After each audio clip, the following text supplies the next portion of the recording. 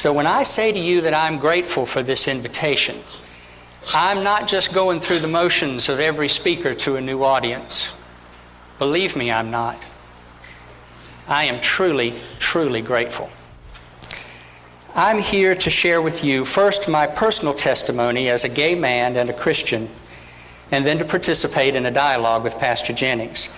I pray that my testimony and our discussion will be edifying for you, will help each of you develop a fuller relationship with the God who sent God's Son to die for each of us, that we might be saved. When I was in high school in the late 1970s, I heard the great opera singer Leontine Price. Do you all remember Leontine Price? I heard her sing on the television one night at a Christmas program at the White House, what was already one of my favorite Christmas carols, O Holy Night. That night, Miss Price sang the whole song. And that was unusual, because the whole song doesn't usually fit into what they'll play on a radio station. And so we don't usually hear the second verse of O Holy Night. But that night, she sang it. That night in my youth, I had never thought before of a Christmas carol as a song of liberation. But Miss Price knew better than I and taught me an important lesson that stayed with me and became for me a theme of my theological understanding and an ordination for my life's work.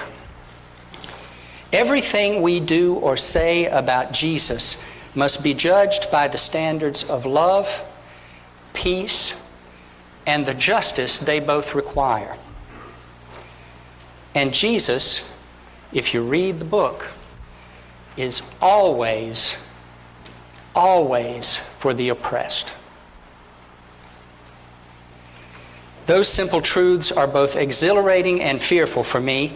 As a gay man in America, I have often felt the sting of oppression, and they sound good to me when that happens to me. I know what it's like to lose a job that I love and at which I excel because of a status that I cannot change. I know that feeling. It's happened to me. I know what it's like to hear the slights and the slurs. I know what it's like to be pounded upon by people who disagree with me about this issue we're going to talk about today. Literally pounded upon with the words get attached, queer, sissy. I know what that feels like. And when I hear that word of liberation, it's exhilarating and exciting to me. Jesus is for me. But I also hear in it a word of judgment, because as a rich white man in America, I know how often I am the oppressor and not the oppressed. All my life I have lived with this dichotomy, with this tension. The law of love leads to peace, but it doesn't deliver any of us there without struggle. I never have thought that was fair, but God's providence has proved better for me than my own desire for an easy or a false peace. I'm going to start talking about the Bible in a few minutes, I promise. When I was a child, I really thought that if I loved God and prayed and tried to do the right thing, God would see to it that my life was easy.